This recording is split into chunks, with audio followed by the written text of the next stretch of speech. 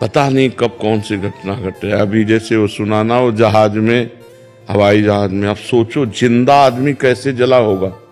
थोड़ी देर मन लगाओ, थोड़ी देर अपने को वहां हाजिर करो कि जिंदा हमारे ऊपर पेट्रोल गिरे, हमारे पूरा शरीर जिंदा जलना, मतलब जिंदा जलना, बेहोशी में जला दे जला, होश में जलना, कितना भयानक दुख, कितना भयानक कष्ट। तो वो उनके लिए नहीं है, वो हमारे लिए भी है। हम भी कभी किसी दुर्घटना में ग्रस्त हो सकते हैं, हमारा भी कुछ हो सकता है। इसलिए भगवान की शरण, भगवान का नाम जब जितना कर लो, नहीं कब यहाँ से पत्ता साफ हो जाए कुछ पता नहीं। जा रहे हैं, दिल फेल हो जाए, एक्सीडेंट हो जाए, कुछ भी, आप आराम से जा रहे हो, गाड़ी आई रौंद के चली गई। कितने ऐसे केस होते हैं, कब कहाँ कौन। अच्छा, हवाई जहाज वाले तो जल गए, लेकिन जहां हवाई जहाज गिरा वहां भी तो लोगों की हानि हुई होगी। अब वो अपने आनंद से, कोई खा रहा है, कोई पी रहा है, कोई घूम रहा है, कोई बात कर, कब कहां क्या हो जाए, इसका नाम मृत्यु लोक है, बड़ा भयावह है। इसलिए भगवान का नाम जप करना अत्यंत आवश्यक है। जिन्होंने गर्भ में रक्षा की वही हमारी सर्वत्र रक्षा कर सकते हैं, दूसरे की सामर्थ्य नहीं है। भगवान का नाम जप करो और भगवान के आश्रित रहो और नाम जप करके पाप को नष्ट कर दो, नहीं बहुत दुर्गति। इसीलिए हम प्रार्थना करते हैं, शराब मत पियो, मांस मत खाओ, हिंसा मत करो, दूसरी बहन बेटियों को मत परेशान करो, नहीं ये जब कर्म तुम्हारे सामने आएगा ना तो कुछ नहीं कर पाओगे। इस भयावह संसार में बचा सकते हैं तो भगवान बचा सकते हैं। हम चैन से जन्म लिए, चैन से मर जाएं और भगवान को प्राप्त हो जाए, यही मनुष्य जीवन का लाभ है। हमने जो शास्त्रों में पढ़ा कि जैसे बड़े गजराज के गले से माला छूट जाए, उसे पता भी ना चले, ऐसे भक्तों का शरीर छूटता है जो भगवान का भजन करते हैं, भगवान के चिंतन में आनंदमय कीर्तन करते हुए भक्त घेरे हुए, शरीर छूट रहा है, जय जयकार, अंतिम मृत्यु का महोत्सव। अच्छा, लोग हमसे पूछते हैं कि जो लोग सांसारिक उन्नति को प्राप्त हो रहे हैं, भजन नहीं कर रहे हैं, वो भी तो सुखी हैं। चंद मिनट के लिए, परिणाम नहीं, परिणाम उन्हीं का सुखमय होगा जो भगवान का नाम जप करते हैं, धर्म में चलते हैं, जीवों पर दया करते हैं। आध्यात्मिक बैलेंस शीट अच्छी करनी पड़ेगी। हाँ बिल्कुल बिल्कुल, बिना आध्यात्म नहीं, हाँ भौतिक उन्नति कुछ नहीं है, क्योंकि परिणाम हमें देखना। परिणाम में क्या है, इस शरीर को तो नष्ट ही होना है, तो इस शरीर के लिए हम पाप क्यों करें। इस शरीर से हम भगवान की शरण में हो, भगवान का नाम जप करें, अच्छे आचरण करें। जी यश पंडित जी, राधे राधे। राधे राधे महाराज जी। महाराज जी, हमने आपके मुख से शरणागति के बारे में काफी सुना है और समझा भी है, लेकिन कहीं ना कहीं मन को लगता है कि मैं पूर्ण रूप से शरणागत नहीं हूँ। तो हम मन, कर्म और वचन तीनों से पूर्ण शरणागत कैसे हो सकते हैं महाराज? भगवान के पावन चरित्रों को सुनो, भक्तों के पावन चरित्रों को सुनो और नाम जप करो। नाम जप से सब ठीक हो जाएगा। नाम जप मन की गंदी बातों को निकालता है। भजन करते समय देखना, जब आप नाम जप करोगे तो गंदी गंदी बातें निकलती हैं। उसको लगता है कि यार जब हम भजन नहीं करते थे तब शांति थी, अब भजन करते हैं तो बड़ी अशांति हो रही। अशांति नहीं हो रही, मन की गंदगी निकल रही। और निर्मल मन भगवान के चरणों में लगता है, मलिन मन माया में लगता है। इसलिए नाम जप करो, भगवान के पावन चरित्र सुनो, भगवान की लीला कथा सुन करके उसका मनन करो। राम जी ने ये किया, कृष्ण जी ने ये किया, तो उस मनन से हमारे मन का मार्जन होता है, उसकी अपवित्रता नष्ट होती है। जब हम संसार की बातों का मनन करते हैं तो मन अपवित्र होता है, और जब परम पवित्र भगवान की बातों का मनन करते हैं तो मन पवित्र होता है। तो हम संतों के चरित्र, भक्तों के चरित्र, भगवान के चरित्र कहें, सुने और नाम जप करें। इससे हमारा मन पवित्र होगा, भगवान की शरण में हो जाएगा, पक्का हो जाएगा। तुम चिंता ना करो, बस नाम जप जरूर करो। फिर भी संशय बना रहे, कह रहे कि नाम जप करके भी संशय बना रहे। जब तक मलिन मन है तब तक संशय बुद्धि में होता रहेगा, और जहां निर्मलता आई तो विश्वास बढ़ता है, संशय नहीं। मम भरोस ही हरस न देना, भगवान के चरणों का पूरा भरोसा, और हृदय में कोई भी न हर्ष न शोक, बड़ा आनंदमय जीवन होता है भगवान की शरण में रहने से। कोई भय नहीं, कोई संशय नहीं। जब तक मन मलिन है तब तक संशय होता है। दृढ़ विश्वास, भगवान के चरणों में दृढ़ विश्वास हो जाता है पवित्र मन होने पर, और पवित्र मन में संशय बना रहता है, और संशय जब तक रहता है तब तक ठीक नहीं रहता। संशय आत्मा विनश्यति, संशय ठीक बात नहीं है। दृढ़ विश्वास करो, हम भगवान के हैं, भगवान हमारे हैं, हम जैसे भी हैं अपने भगवान को समर्पित है। ये तभी आएगा जब खूब नाम जप करोगे, खूब भजन करो। ज्योति जी गुजरात से। राधे राधे महाराज जी, किसी व्यक्ति से राग, मोह या आसक्ति की भावना में क्या अंतर या भेद है? मोह, राग और आसक्ति एक ही बात है। जैसे जल, वार, तोय, तो इसमें क्या अंतर है? जल भी उसी को कहते हैं, वार भी उसी को कहते हैं, तोय भी उसी को कहते हैं। तो ऐसे राग, मोह, आसक्ति, ममता, ये सब एक ही आसक्ति के पर्यायवाची शब्द है। शरीर में हमारे किसी के राग हो जाता है तो उसी को हम मोह कह देते हैं, उसी को हम आसक्ति कह देते हैं। राग का तात्पर्य आसक्ति तो होता है, मोह का तात्पर्य भी आसक्ति होता है। तो ये शब्दावली शास्त्रीय है। जैसे कहीं हम जल शब्द का प्रयोग कर दिया, कहीं वारी शब्द का प्रयोग, कहीं तोय शब्द का प्रयोग कर दिया, तो बात एक ही है। वही राग है, वही आसक्ति है, वही ममता है, वही मोह है। जो भगवान से विमुख है उन्हीं में ये दोष रहते हैं। राग द्वेष इनके द्वंद्व है। राग द्वेष जो हमारे अनुकूल पड़े उससे राग हो जाता है, और जो शरीर संबंधी हैं उनसे मोह हो जाता है, और जिनसे अत्यंत सुख की आकांक्षा होती है उनमें आसक्ति हो जाती है। वो घुमा करके एक ही शब्द है। जैसे चंचल, चपलता, तो अर्थ दोनों का एक ही होता है। चपल भी वही नाम है, चंचल भी वही है। ऐसे ही। प्रियांशी जी। श्री हरिवंश महाराज जी। महाराज जी, मैं रोज आपको सुनती हूँ और नाम जप भी करती हूँ। जो विपरीत आचरण होते हैं भजन के, उसको भी छोड़ने के प्रयास कर रही हूँ और छोड़ दिए हैं, लेकिन खुद पर संशय रहता है जिससे पूर्ण रूप से माया नहीं छूट पाती। खुद पर क्यों संशय रहता? खुद तो भगवान को समर्पित हो गए हम। इतने बड़े बड़े साधक हैं तो प्रभु मेरी तरफ क्यों देखेंगे? असल बात अभी प्रभु को जाना नहीं ना, किसका प्रश्न है? अभी प्रभु को जाना नहीं। प्रभु एक होते हुए भी अनंत है ना, तो तुम्हारे प्रभु अलग है। तुम्हारे प्रभु तुम्हारे साथ है, हमारे प्रभु हमारे साथ है। अलग अलग भगवान सबके साथ हैं। एक होते हुए भी अनंत है ना, तो वो अनंत रूपधारी भगवान, मेरा भगवान, मेरा पर्सनल भगवान, वो मुझे पर्सनल प्यार करता है। इसलिए हमको ये नहीं सोचना कि बहुत लोग भगवान को प्यार करते हैं तो भगवान हमें कैसे प्यार करेंगे। भगवान कोई इंसान तो है नहीं। जब अयोध्या में श्री भगवान आए 14 वर्ष वनवास के बाद, तो एक एक बच्चा बच्चा भगवान से मिलने के लिए व्याकुल था। 14 वर्ष से इंतजार कर रहे थे। तो ये हुआ कि श्री राम जी आए तो सबको लगा कि मैं अभी मिलूं। तो अमित रूप प्रगटे ते ही काला, क्षण महु सब ही मिले। एक क्षण में अनंत रूप राम जी के धारण कर लिया, सबके गले लग रहे हैं। तो भगवान एक होते हुए भी अनंत है ना। हमारे भगवान हमको प्यार कर रहे हैं, आपके भगवान आपको प्यार कर रहे हैं, सबके। तो भगवान बहुत रूप है एक होते हुए। तो हमें ये ध्यान रखना चाहिए कि हम जिन भगवान से प्यार कर रहे हैं सिर्फ हमारे वो और हम उनके, तो हमारा प्यार बढ़ेगा। नहीं ये संशय में होगा कि हजारों की लाइन लगी, बड़े बड़े संत महात्मा, हमें भगवान कैसे पूछेंगे? ऐसा नहीं है।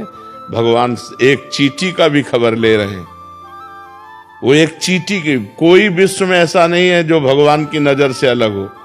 वो एक चींटी को भी देख रहे हैं, उसको भी भोजन देख रहे हैं, उसको भी पालन पोषण कर रहे हैं। सबका वो बहुत बड़ा महामहिम ईश्वर, इसीलिए अनंत है। वेद आज तक पार नहीं पाए, ऋषि मुनि पार नहीं पाए, वो बड़ा करुणामय। और सबसे बड़ी बात है कि सबसे नजदीक हमारे हैं, हमारे हृदय में ही विराजमान है। जहां हम हैं वहीं वो हैं। और अगर हम शुद्ध करके इसे फिल्टर करके बोलें तो जो हम हैं वो है, जो वो है वही हम। पर वो वहां तक पहुंच ले इसलिए हम दो करके बात करते हैं। नहीं तो उसको अगर और शुद्ध करके बोले, तत्त्वम असि, वेद कहता है तत्त्वम असि, तुम वही हो और कोई नहीं है। तुम शरीरों में आकर के शरीर भाव से भूल गए हो, नहीं तो तुम वही हो, तत्त्वमसि, तुम वही हो। पर नाम जप करो तो समझ में आ जाएगा। नाम जप करो, सत्संग सुनते। विकास कुमार शर्मा जी, राधे राधे महाराज जी, आपके चरणों में दंडवत प्रणाम। महाराज जी, स्वामी राम सुखदास जी महाराज जी का कथन है कि शरणागत भक्त को भजन करना नहीं पड़ता, प्रत्युत उसके द्वारा स्वतः स्वाभाविक भजन। तो ये तो सिद्ध पुरुष का लक्षण है। शरणागति पूर्ण हो जाना सिद्ध पुरुष का लक्षण है। अभी शरणागत है, मन हमारा, शरीर हमारा, चित्त हमारा, भोग हमारे, रिश्ते हमारे, अभी शरणागत है। शरणागत बहुत ऊंची स्थिति होती है। जिस बात को कह रहे हैं वो पूर्ण शरणागत है। मन कृष्णाकार, बुद्धि कृष्णाकार, चित्त कृष्णाकार, अहम कृष्णाकार, शरीर समर्पित, वाणी समर्पित, मन समर्पित, स्वयं समर्पित, उसे शरणागत कहते हैं। तनुवांग मनोभिरमले शोभम तविवाश्रुता। श्री कृष्ण अनुकूलेन प्रतिकूलस्य विसर्जनम। प्रतिकूल एक वृत्ति भी नहीं रह गई तो भगवदाकार वृत्ति है। तो शरणागत होने के लिए तो भजन करना चाहिए। जब शरणागत हो गया तो भजन स्वतः होता है। नहीं तो क्या तुम शरणागत नहीं हो क्या? हमें उच्चारण शरणागत हो क्या? निरंतर भजन होता है? ईमानदारी से बताओ। जितना प्रभु करवाए निरंतर भजन, इसमें प्रभु करवाने की बात हो तो केवल दैन्यता की बात होती है। ईमानदारी से बोलो, प्रभु के सिवा चिंतन में और कुछ आए ना। निरंतर भजन, अभी प्रश्न ही नहीं होता। अगर निरंतर भजन होता तो प्रश्न ही नहीं होता। उठते बैठते चलते फिरते खाते पीते भगवदाकार वृत्ति, हमें प्रश्न की जरूरत क्या है? तो जब तक हमारा सर्वस्व समर्पित नहीं हो जाएगा तब तक वही हमें दुख देगा, वही हमारे चिंतन में आएगा, वही हमारे शोक का कारण बनेगा। हमें पूर्ण समर्पण करना है, तब के लिए हमें निरंतर भजन करना है। विनय पत्रिका में गोस्वामी जी ने एक पद में लिखा, प्रिय राम नाम कैसा कि राम भी उन प्रिय न लगे। ऐसा राम नाम प्रिय लगे कि राम भी राम नाम के बराबर प्रिय न लगे। अर्थात अगर हम नाम जप करें, भगवान सामने आ गए तो नाम जप नहीं छोड़ेंगे, भगवान चाहे चले जाए। इतना प्रिय भजन होता है शरणागत का। अभी हमारी स्थिति कहाँ है? अभी हमारी स्थिति जगत में ही है, जगदीश में नहीं है। हर समय भगवदाकार वृत्ति, जिसमें किंचन मात्र न कोई स्त्री न पुरुष, सिया राम में सब जग जाने। सारा जगत जिधर दृष्टि डालो सिया राम ही सिया राम दिखाई दे रहे। अभी वो स्थिति थोड़ी। शरणागति के लिए महापुरुषों के वचनों का सदुपयोग करे, दुरुपयोग न करे। जब हम तो शरणागत है, शरणागत को तो भजन करना नहीं, तो हमारी इंद्रियां, हमारा मन ये विषयों में चला जाएगा और हमारे द्वारा कुमार्गगामी प्रवृत्तियां होने लगेंगी। शरणागति तो दूर रही, नरक की प्राप्ति होगी। शरणागति का मतलब है अनन्यस चिंतयन्तो माम, अन्य चिंतनहीन हो। शो अनन्य गति जाके असमत न टरे हनुमंत, मैं सेवक सचराचर रूप स्वामी भगवंत। ये स्थिति चौपाई दोहा याद कर लेना। हम जैसे याद करके बोल दिए, आप याद करके बोल दिए, ये अलग बात है। स्थिति, इस स्थिति के लिए निरंतर नाम जप, कोई और साधन नहीं, निरंतर नाम जप। महाराज जी, जैसे नाम जब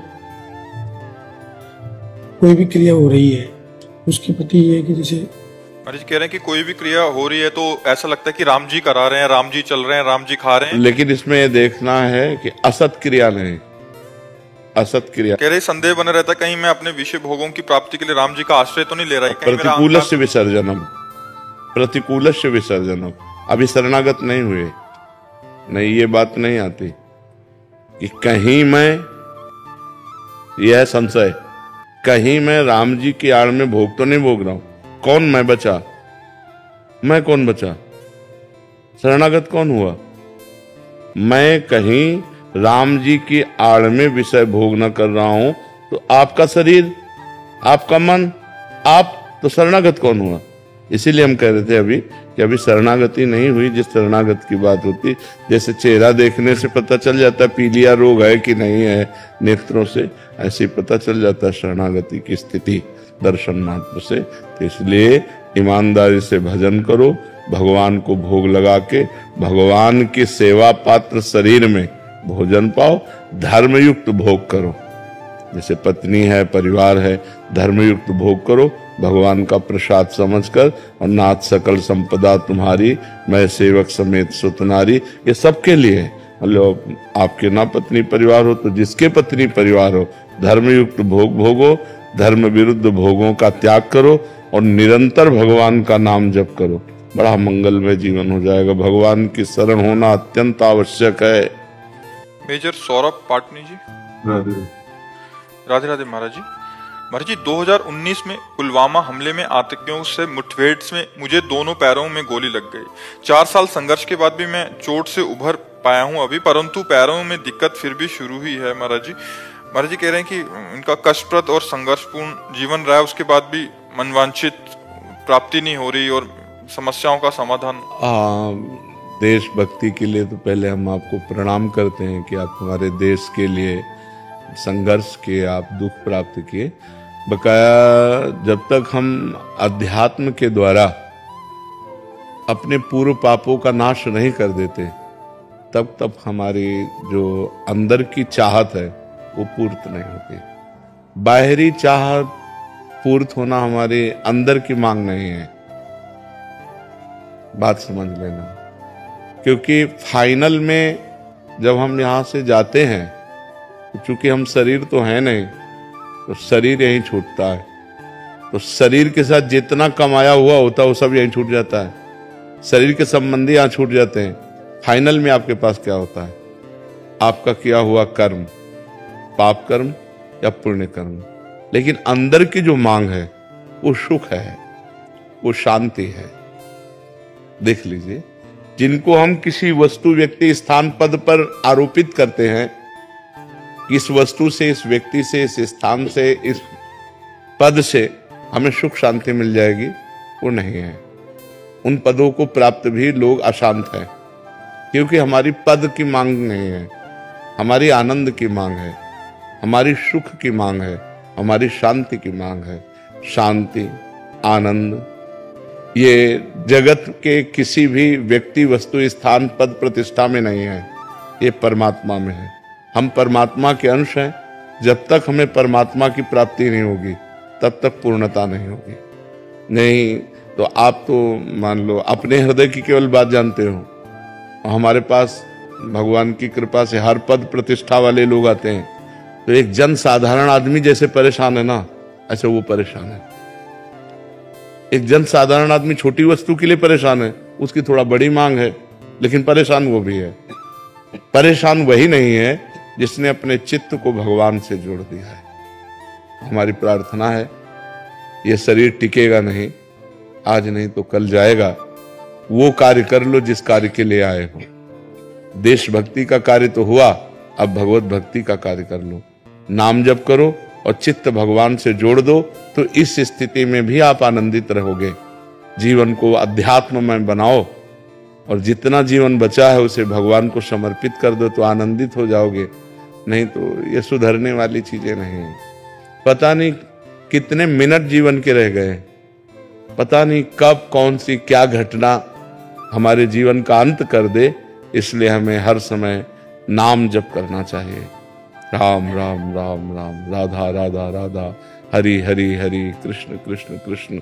वो बचा लेंगे, वो हमारी दुखद परिस्थिति में रक्षा करेंगे। वो हमको अंदर से आनंद देते हैं ना, तो बाहर से शरीर का दुख हम झेल सकते हैं। अगर अंदर आनंद नहीं है, अंदर भी दुख है और बाहर भी दुख है, तो फिर हम झेल नहीं पाएंगे। एक जगह तो सुख मिलना चाहिए। तो अंदर के सुख का ही सुख है, बाहर के सुख का सुख नहीं है। बाहर सब वैभव दुनिया का सब, और अंदर से वो अशांत है, अंदर से परेशान है। तो फिर सबसे बड़ी अशांति है हमारी चाहत। हमारी चाहें इतनी बढ़ चुकी हैं कि उनकी पूर्ति होना संभव है। एक पूर्ति होती, दो चाहते हैं और बढ़ जाती है। इसलिए एकमात्र भगवान।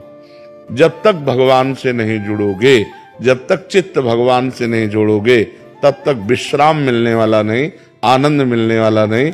यहां से जाना है, पता नहीं कब जाना है, कैसे जाना है। प्राण ऐसे निकलते हैं क्या? भारी कष्ट के साथ। तो इसलिए राम राम, हरि हरि, कृष्ण कृष्ण, राधा राधा जपो। तुम्हारे पाप नष्ट हो, तुम्हारा मंगल हो। बिना अध्यात्म के तुम्हारा जीवन बिल्कुल सुखी नहीं रहेगा, चाहे जो कुछ एकत्रित कर लो। ये आपका साहसी और परोपकार युक्त कार्य रहा, जो आप हमारे राष्ट्र के लिए अपने शरीर को कष्ट में डाले हैं। ये आपका बहुत बड़ा सुकृत रहा, लेकिन इससे केवल काम नहीं चलेगा। अब आपको चित्त जोड़ना होगा श्री भगवान से, तभी परम मंगल होगा। आप हमारी बात समझ रहे हैं जी? नीतीश कुमार जी, राधे राधे महाराज जी। गुरुजी, कुछ जीवात्मा इस पृथ्वी पर जन्म लेते ही करोड़पति बन जाता है, कुछ जीवात्मा पूरा गरीब रहता है। ऐसा कौन सा पिछले जन्म का पूर्व का कर्म होता है? पूर्व का कर्म होता है। उसने दान पुण्य किए, उसने तीर्थावगाहन किया, उसने दूसरों को उपकार किया। तो भगवान स्वयं गीता जी में कहते हैं कि जो मेरा भक्त पूर्णता को प्राप्त नहीं हो पाया, भगवत प्राप्ति नहीं कर पाया, और वो वासनाओं के जाल में बंधा रहा, मेरी भक्ति करता है, दान पुण्य करता है, तो उसके अंदर कामनाएं हैं, भोगों की इच्छाएं हैं, तो फिर उसको अगला जो जन्म होता है वो श्रीमान, धनवान, कुलवान के यहाँ जन्म होता है, और भरपूर वासनाओं की पूर्ति की सामग्री होती है। और मेरी कृपा से वहां जन्म लेने पर भी वो भोगों में फंसता नहीं, उसकी पूर्व की साधना उत्थान करती है, और वो भजन में तन्मय होकर के समस्त भोगों का त्याग करके दूसरे जन्म में मेरे को प्राप्त कर लेता है। उसे योग भ्रष्ट कहते हैं। तो जो पुण्यात्मा पुरुष होते हैं वो ऐसे जन्मते हैं कि सब सुख सुविधाएं ऐसे हैं, और वहां जन्म लिया और उनको सत्संग मिला, और वो उन सब भोगों से वैराग्य प्राप्त करके भगवान को प्राप्त। जी, कुछ ऐसा भी होता है कि पूरा जीवन ऐसे ही निकल जाए उसी भोगों में? वो केवल पुण्यात्मा होते हैं, भजनानंदी नहीं होते। उनका भगवान से भजन से संबंध नहीं है। उन्होंने दान पुण्य किया है, बहुत वृद्ध जनों की सेवा की, तीर्थावगाहन किया, भक्ति नहीं की, तो फिर पूरा जीवन भोगों में व्यतीत हो चला जाएगा। वो ऐसे नष्ट जीवन माना जाता है, इसे कोई महत्वपूर्ण जीवन नहीं माना जाता। महत्वपूर्ण जीवन माना जाता है जो भगवान से जुड़ा हुआ होता है, उसी का जीवन महत्वपूर्ण है। जिन हरि भगति हृदय नहीं आनी, जीवित सौ समान ते प्राणी। इस मनुष्य जीवन की मान्यता है, हरि भज छान न मान नर्तन को, मति बंछय रे मति बंछय तिल तिल धन को। ये मनुष्य जीवन का जो मान है, इस मनुष्य जीवन की जो महिमा है, वो भगवान के भजन की है, ना कि धन की। धन कोई महत्वपूर्ण बात नहीं, महत्वपूर्ण बात है भगवान से चित्त जुड़ा है कि नहीं जुड़ा है, ये बात है। पंडित विजय शर्मा जी, अजमेर से। राधे राधे। राधे राधे महाराज जी। गुरुदेव, एक जिज्ञासा है कि शास्त्रों में आत्मा को नित्य, शुद्ध, बुद्ध, मुक्त एवं अनादि स्वरूप कहा गया है। यदि आत्मा अनादि है, उसमें कोई मल, वासना या द्वेष नहीं है, तो फिर ये वासना, मोह, राग, द्वेष जैसे संस्कार उसमें कैसे और कब आए? हाँ, बच्चा जैसे स्थूल शरीर है ना, ऐसे एक सूक्ष्म शरीर है, फिर कारण शरीर है। कारण शरीर जो स्थूल और सूक्ष्म का निर्माता है, सतोगुण, रजोगुण, तमोगुण से उसकी सृष्टि है कारण शरीर की। त्रिगुणात्मिका माया के मिश्रण को ही कारण शरीर कहते हैं, जिसे स्वभाव कहा गया है। लेकिन जो सूक्ष्म शरीर है, उसमें जो मन है, बुद्धि है, चित्त है, और चौथा जो अहंकार है, उस अहंकार में आत्मा भ्रमवश अपना मैंपन कर लिया, मेरापन कर लिया। बस इसी से उसको जन्म मरण की प्राप्ति होती है। अब वो अहंकार विमूढ़ आत्मा करता हमिति मन्यते, यद्यपि वो निर्लेप है, निर्विकार है, अकर्ता है, फिर भी वो मैं करता हूं, मैं भोगता हूं, मैं देखता हूं। ये अंतःकरण के अहम धर्म से युक्त हो जाने के कारण, अंतःकरण में ममत्व हो जाने के कारण, अंतःकरण के अहम में मैं हो जाने के कारण उसको दुर्गति या सदगति भोगनी पड़ती है। उच्च लोकों में या अधोलोकों में जाना पड़ता है। पुण्य कर्म करता है तो उच्च लोकों में जाता है, पाप कर्म करता है तो अधोलोकों में जाता है, और ज्ञान प्राप्त हो जाता है, कर्ता हो जाता है तो अपने स्वरूप में स्थित हो जाता है। समझ पा रहे हो आप? श्री शुक्ला जी, अयोध्या जी से। राधे वल्लभ। गुरुदेव, आपके चरणों में कोटि कोटि प्रणाम। गुरुदेव, अंतरात्मा की आवाज और कामना जनित मन की आवाज को कैसे पता करें कि अंतरात्मा परमात्मा की आवाज कौन सी है विकट प्रतिकूल परिस्थिति में? जो अंतरात्मा शास्त्र प्रमाणित आदेश करे वो तो अंतरात्मा की आवाज है, और जो इंद्रियों को लेकर भोगों की इच्छा प्रकट करे वो मन की आवाज है। जैसे आप किसी स्त्री की तरफ हेरे तो अंदर से आएगा गलत है, क्योंकि शास्त्र आज्ञा करता है पर स्त्री की तरफ दोष दृष्टि से नहीं देखना चाहिए, तो अंदर से आज्ञा गलत है, ठीक नहीं है। अब आप अपने मन की आवाज सुन लिए लेकिन अंतरात्मा की आवाज नहीं सुनी तो आपकी दुर्गति हो जाएगी। अंतरात्मा की आवाज शास्त्र प्रमाणित होगी, मतलब सत्य होगी, मंगलमय होगी, पर उसको वही मान सकता है जो नाम जप करता है कि नहीं, हमारा हृदय नहीं कहता मैं ऐसा करूं। और अगर कहीं भूल चूक से गलती हो गई तो जलेगा हृदय और दोबारा नहीं करेगा। तो अंतरात्मा जो भगवान की आवाज होती है वो शास्त्र प्रमाणित होती है, मतलब निष्पाप आवाज होती है, उसमें पाप कभी नहीं हो सकता। और जो पाप की आवाज होती है वो मन की आवाज होती है कि चलो ऐसा कर लेते हैं, चलो ये खा लेते हैं, चलो ये देख लेते हैं, चलो ये भोग लेते हैं। वो अंदर से वासना जो उत्पन्न करता है वो मन करता है, और जो निर्वासनिक आवाज होती है ये गलत है, वो परमात्मा की आवाज होती है। अंदर विराजमान परमात्मा सबके, वो उसकी आवाज है। तो ये जैसे विषम परिस्थिति में तुरंत पता नहीं चल पाता है, ऐसे प्रतिकूल परिस्थिति आई तो फिर, तो प्रतिकूल परिस्थिति आई तो आप एकाग्र हो और परमात्मा से पूछो, उसी समय एकाग्र हो कि हे प्रभु मेरे अंदर प्रेरणा करो, मैं इस विपत्ति से कैसे निकलूं, या मुझे ऐसी सामर्थ्य दीजिए कि मैं इस विपत्ति को सह लूं। दोनों बातें हैं। अगर विपत्ति आई है तो मुझे सहने की सामर्थ्य दो, या इस विपत्ति से निकलने की सामर्थ्य दो। भगवान से प्रार्थना करो, जरूर वो अवश्य सुनेंगे और किसी न किसी रूप में। मान लो आप अंदर की बात नहीं समझ पाते तो बाहर से किसी न किसी रूप में आके आपको समझा देंगे। कोई शास्त्र की बात आ गई, कोई क्लिप संत के प्रवचन की निकल पड़ी, या अंदर से बात आ गई, या कोई व्यक्ति आके समझाने लगा, वो परमात्मा ही होगा जो आपको समझाएगा उस समय। विपत्ति के समय हमको एकाग्र होकर केवल भगवान का आश्रय लेना चाहिए। अगर भगवान का आश्रय लिया तो विपत्ति विपत्ति नहीं रह जाएगी। आदमी तभी आश्रय लेता जब कोई आश्रय नहीं रह जाता।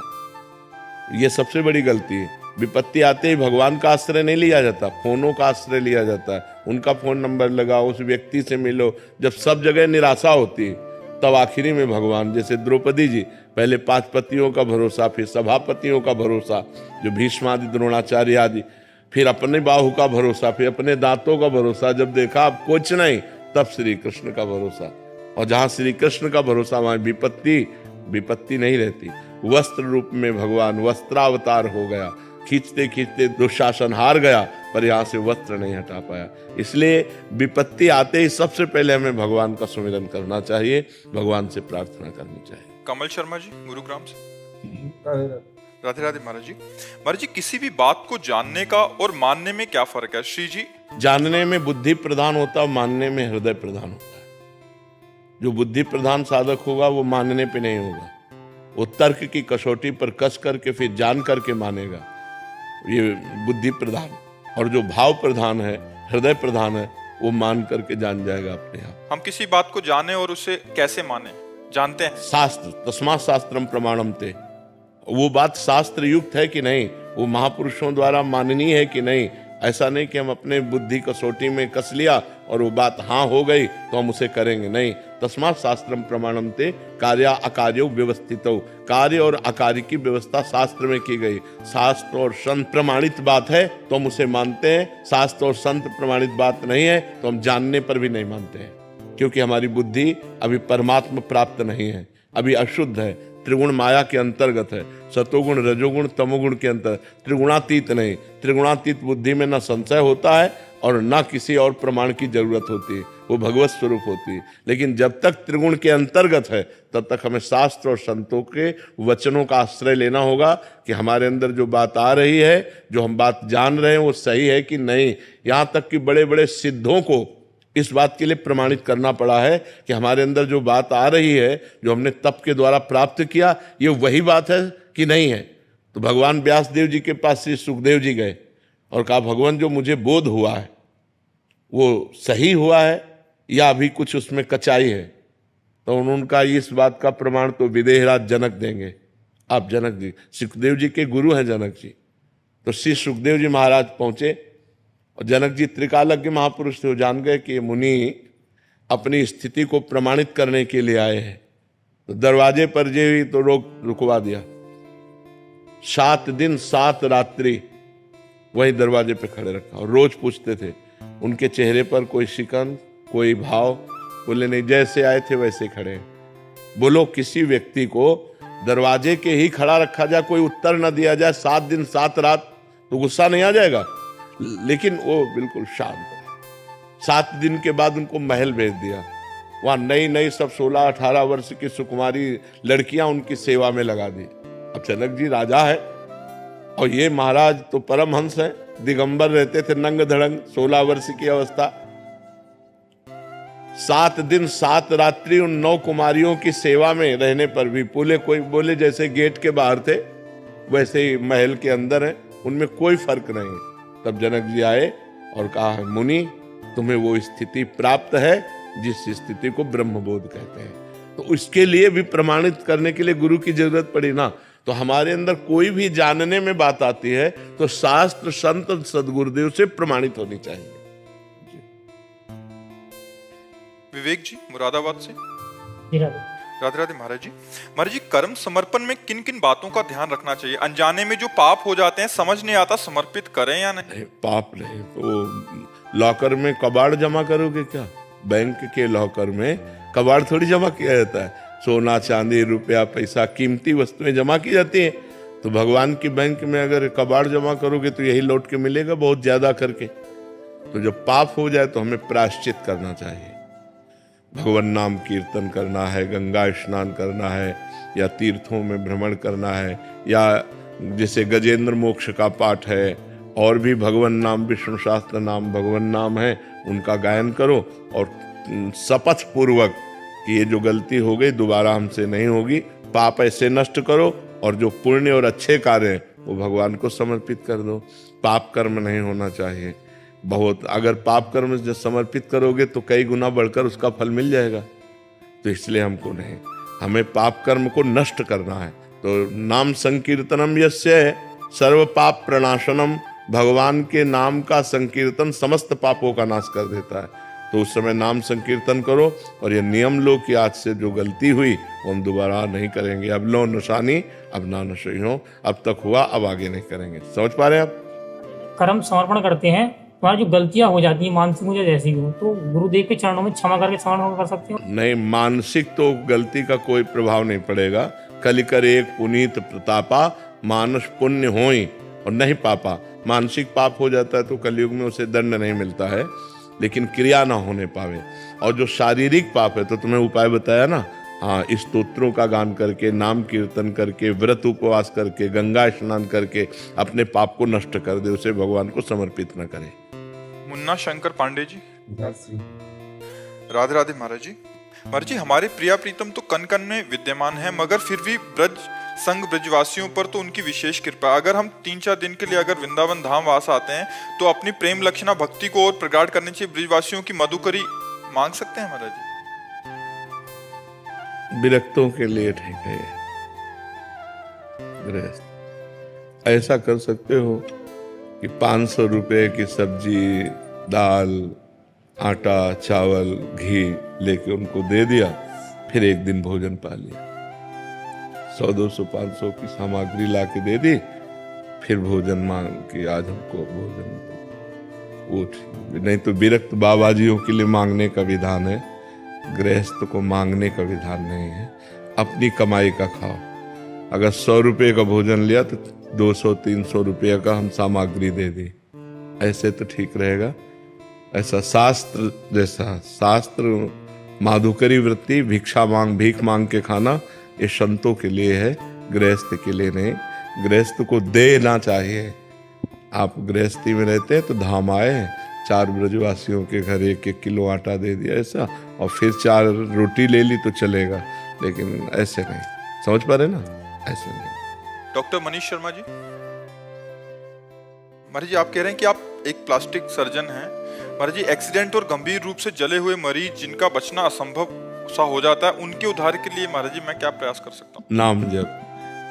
नाम जप करते हुए, और उनको नाम जप दे दिया कि औषधियों से तो आपका हम रक्षा नहीं कर पाए आपकी, लेकिन भगवान नाम 100, 200, 500 जो जपे वो दे दिए जाओ, ये तुम्हारा उसका पक्का मंगल होगा, पक्का मंगल होगा। भगवान का एक नाम भी अगर किसी को दे दिया जाए तो भारी पड़ जाता है।